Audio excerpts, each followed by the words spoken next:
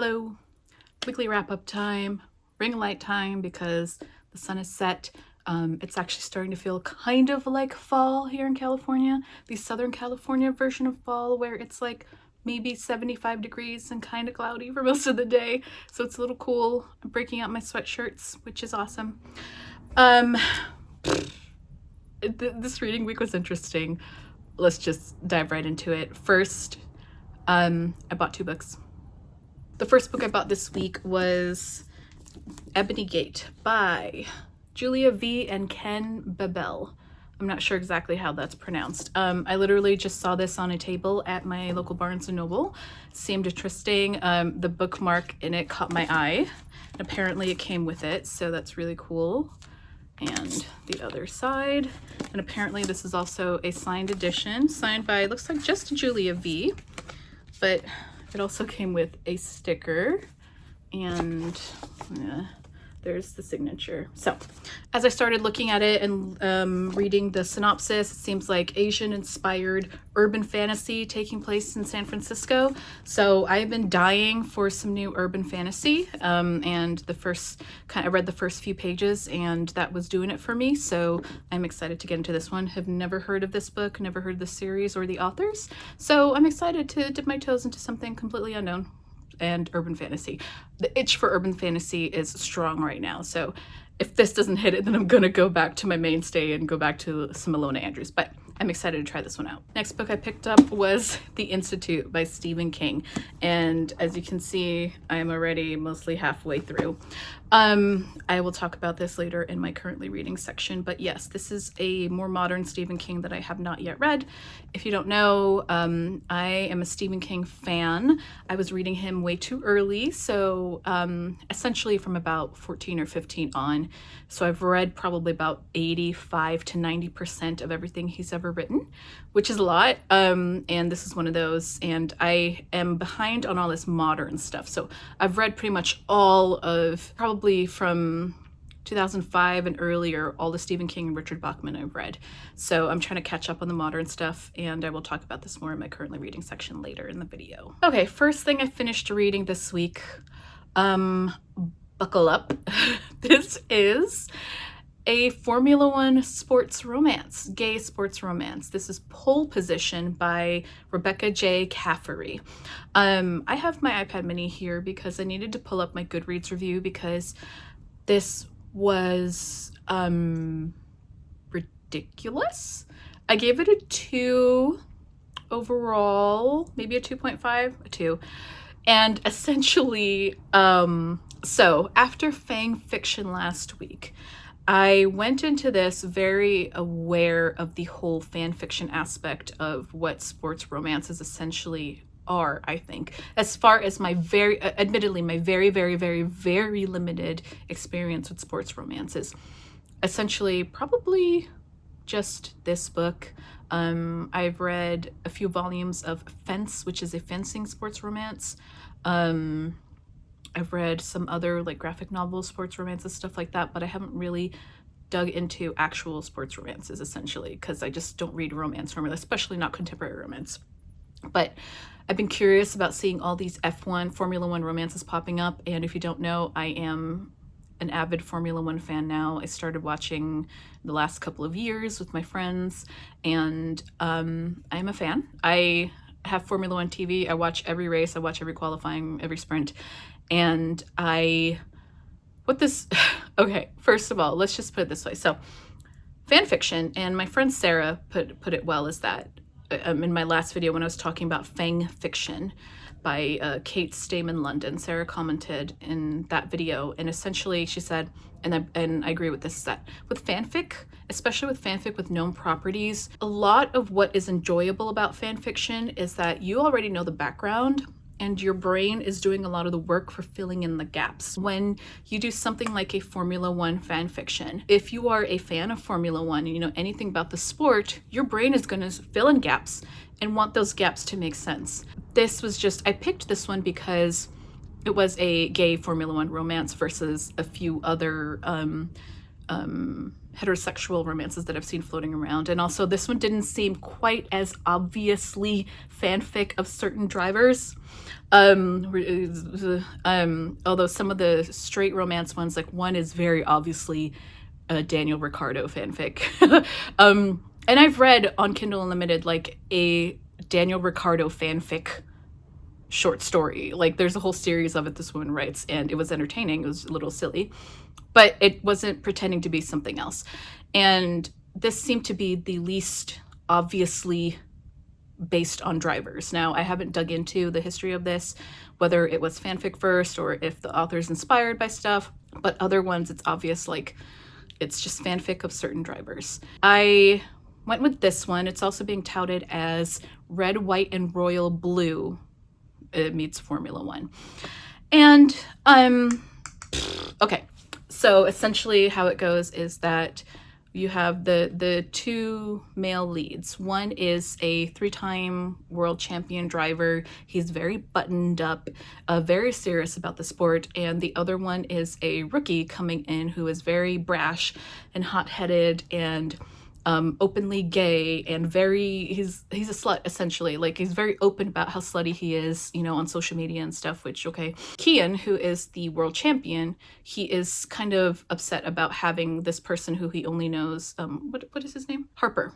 Harper is the rookie. He only knows Harper from his public persona, and he is very upset about the balance of his team being kind of put into whack. He already has a certain way of thinking about Harper, and so their relationship starts off very rocky. So Harper is super excited, like Kian is a kind of idol to him, and he is met with a stone cold wall of "I don't like you." That kind of sets up the chemistry between them. What chemistry there is that Kian doesn't like Harper because of reasons, and Harper doesn't understand it. So there's a lot of non-communication going on, a lot of misunderstanding things between each other. Essentially, they start to get to know each other better, kind of, and even though they kind of don't like each other, kind of, they're still kind of horny for each other.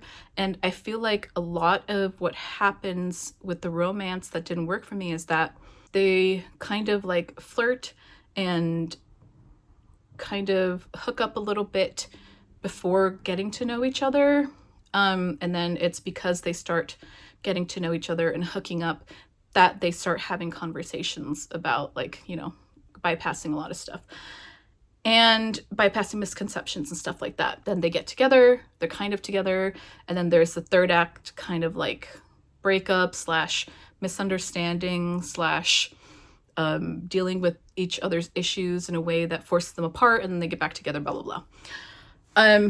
So what I said opening my Goodreads review, and I'm gonna link it below, is essentially I started with, why did I do this to myself, LMAO? And I end my Goodreads review with saying, what I've learned from this is that I am too deep into Formula One as a sport to ever read any Formula One romances, because a lot of, like, everything surrounding the romance, everything having to do with the sport and everything having to do with them as characters and the world around them, it was just stupid. A lot of things didn't make sense. So first of all, I think probably because of rights issues and trying to skirt the fact that this is Formula One fan fiction, the name Formula One is never mentioned. Formula One as a name, as a like label, is never mentioned. So Harper comes from the lower categories, and like in Formula One you have Formula 2, Formula 3, Formula 4. They're feeder categories going into Formula One, which is the top of the top. And just calling it the lower categories is really jarring. And then because this is fanfic and, you know, trying to skirt that, Harper and Kian are part of a made-up team name. And okay, that makes sense. But real life teams like Red Bull, Ferrari, McLaren, Haas all exist still in this world. Real life driver Fernando Alonso is name dropped and exists in this world. So like, pick a lane. You can't, like, if you're gonna make up because of rights issues, make everything up. Like, and then the cover of this, as you can see, like the guys are in red racing suits. You can't have them in full red racing suits when Ferrari exists. You know, you can't. No, it's stupid. If you're gonna have Ferrari existing, like, no. What was one other thing? One team had 2 Swedish brothers as the drivers in the team, which is absolutely ridiculous. There's another driver whose name is Joris. I don't know, maybe that is a play on a real life driver whose name is Lando Norris. Maybe. I don't know. I don't know what the author intends, but that's what comes to mind for me. It's silly. Like, make everything make up or make it set in the real, like, pick a lane. Next. Oh, okay. So this is the stupidest part for me. Okay. So in the middle of the book, and this is where a chunk of the, like, getting to know each other, sexual scenes, all of the, like, building of the relationship and the romance happens, is Formula One races take place all over the world, and there are a chunk of races, 3 to 4 races that take place in Europe. So they're not flying all over the world, and during this span of time, apparently Kian and Harper are living out of a motorhome. Now, what's funny about this is that the author is writing it as if they are in, like, a camper van, a family caravan, right? An RV home. But F1 motorhomes exist in the real world. But I think the author mixed this up because F1 motorhomes are massive buildings. They have floors, they have a restaurant, they have kitchens, they have offices, they have, like, entertaining areas. Like, I don't know if the author, like, thought, oh, F1 has motorhomes, I'm just gonna have them drive around the country and force proximity, etc. for 3 races for a month, or, like, and also, like, in the rest of the book, it's mentioned that Kian and Harper are flying private jets all over the world to their races wherever they have to go.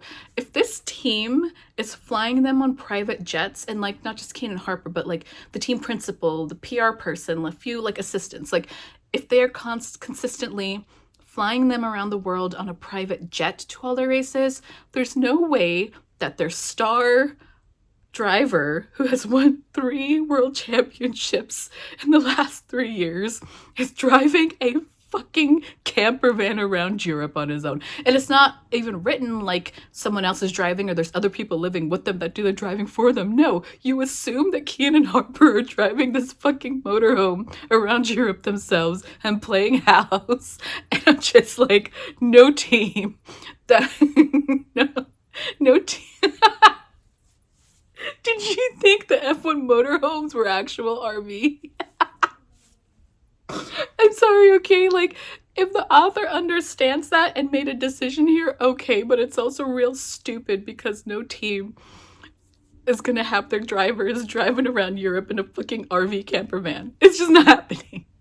Not even for a team like Haas. It's just not happening. I'm sorry. It was just so stupid.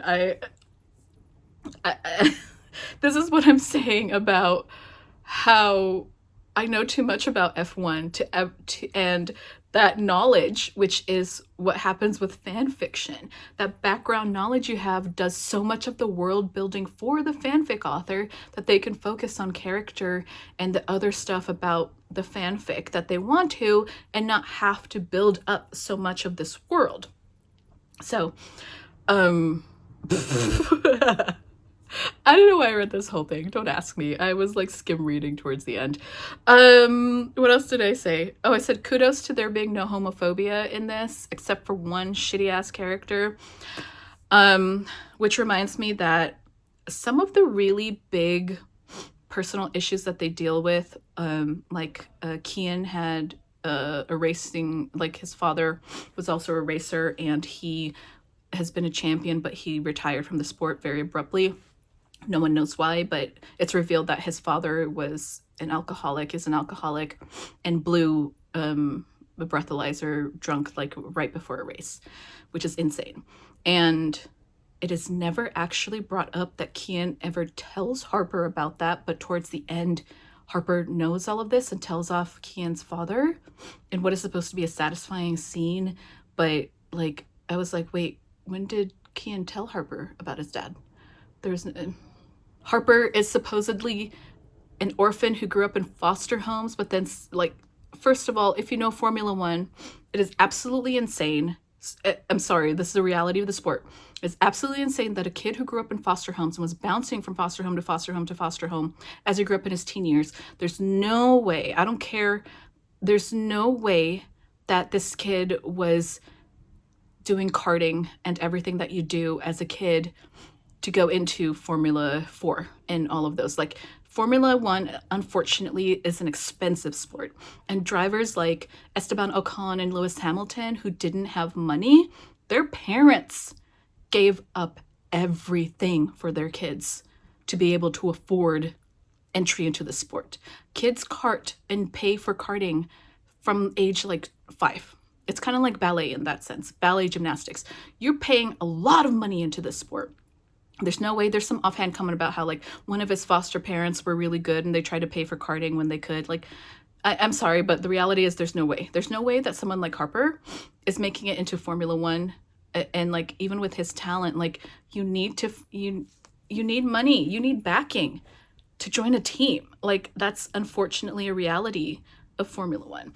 And there it is again, like all this background knowledge, like I have too much background knowledge. So all of these big gaps that the author is just kind of like jumping over and like just maybe if you don't know Formula One, like none of this will really ping for you. But when you do, it makes no sense. That was an experience. I'm going to link below a review from another person on Goodreads. She goes way more in depth into how ridiculous this book is. And it's just, it's silly. The romance was okay. It has open door sex scenes, so sex scenes on page, about 3, 4, something like that, sex scenes on page. And then there's a happily ever after. It did make me a little emotional towards the end with some stuff that Kian is dealing with his family, but that's it. Yeah. So that was an experience. Anyway, the day I'm filming this right now, the Texas race just happened, the American race just happened, and my boys won. So thank you. There's that. 2 stars. I am not going to be reading any more Formula One romances. I had this idea in my head that I was going to read a bunch of them just to have like a fun vlog project. This just killed that dead in its tracks. Fucking motorhome, you guys. Like, I can't. Okay, not as exciting or funny, but the next thing I read is Frieren, Beyond Journey's End, Volume 1 by Kanehito Yamada. I read this obviously because the anime was very popular, very well received this year. This has been on my radar for a couple of years as a manga. I just never really dug into it, but after lots of recommendations, this also came up as a pick from my book club for October. I finally picked it up and wow.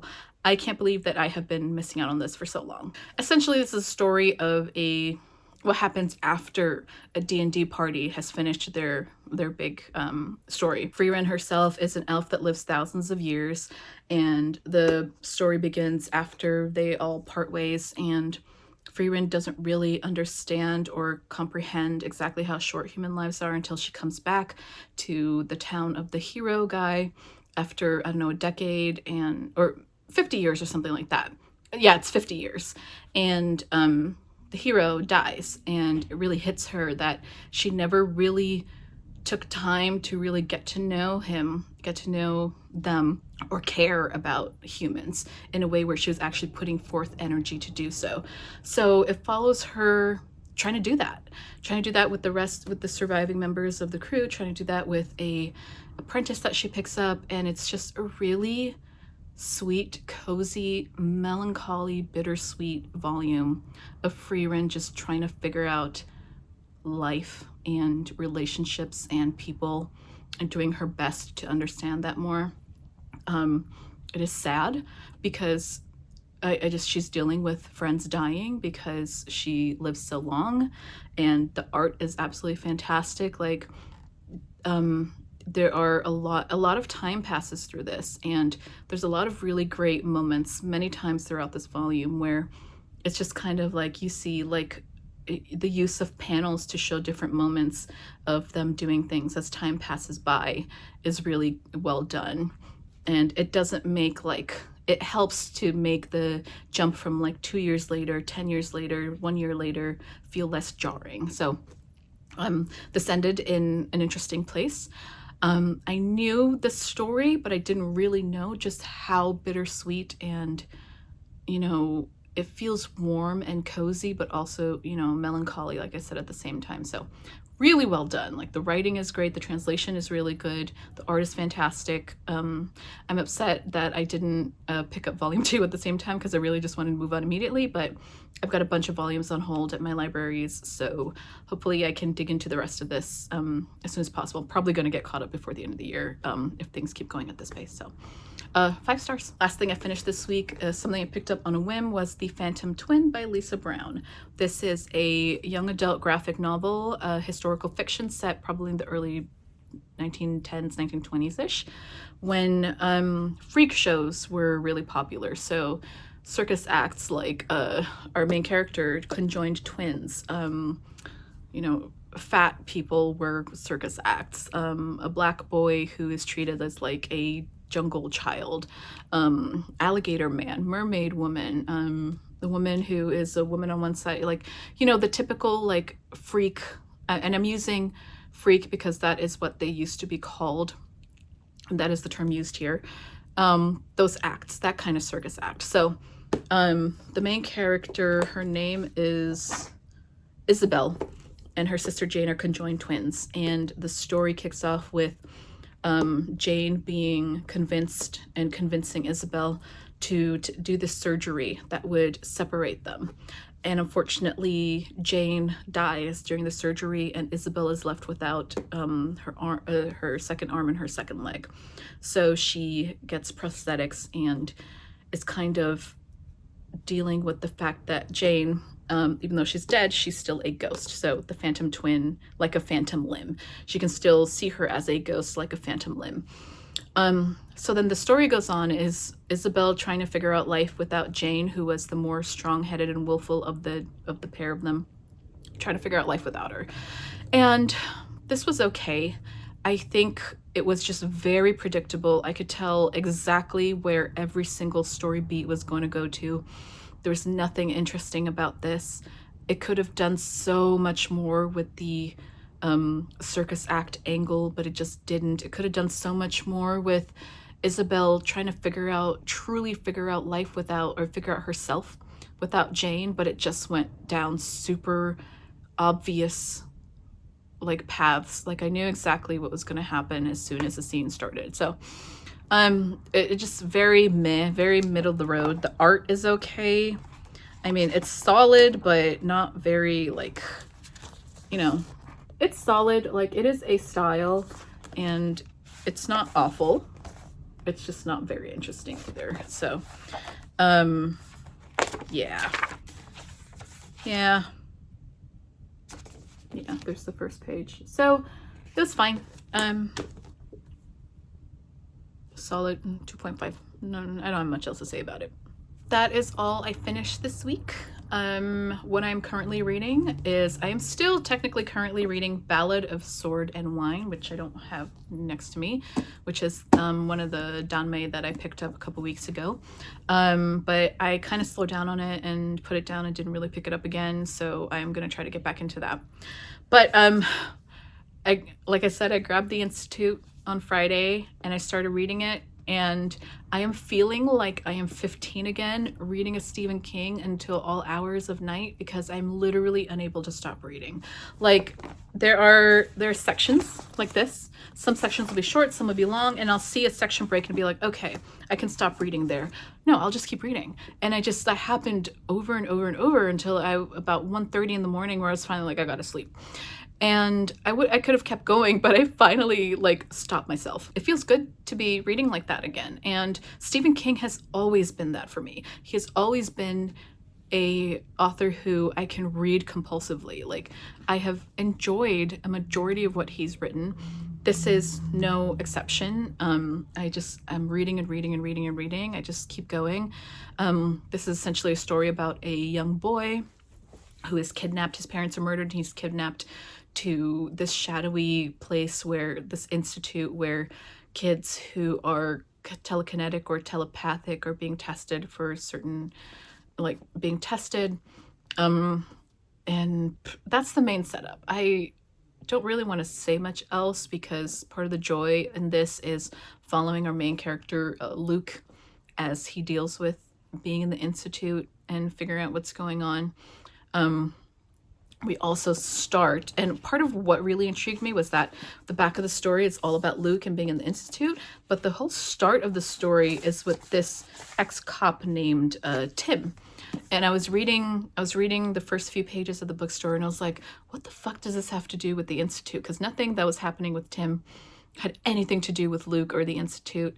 And then the last line of Tim's section, it was a certain line, and I was like, oh, I kind of see where things are going to go with this. So, and then we jump into Luke, and the story has been just Luke from here on out.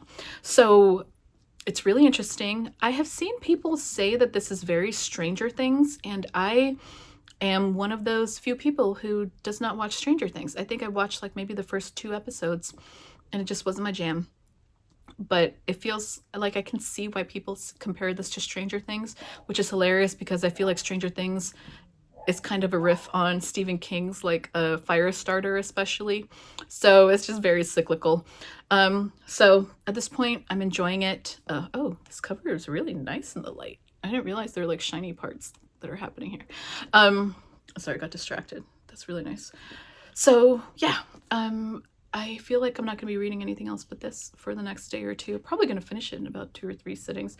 Although the next 2 days at work are going to be insane, so I don't know how much energy I'm going to have for it. So we'll figure it out. But yeah, really enjoying this. That is it for this week. I don't know. I don't have any plans. Don't know what I'm in the mood for other than keeping reading The Institute. Tell me what you're reading this week. Tell me what you have enjoyed recently.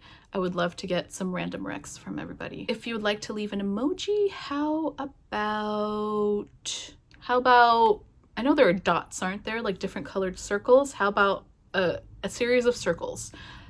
Which if you've read The Institute, you would understand the reference. Thanks as always for watching, and I will catch you next time. Bye.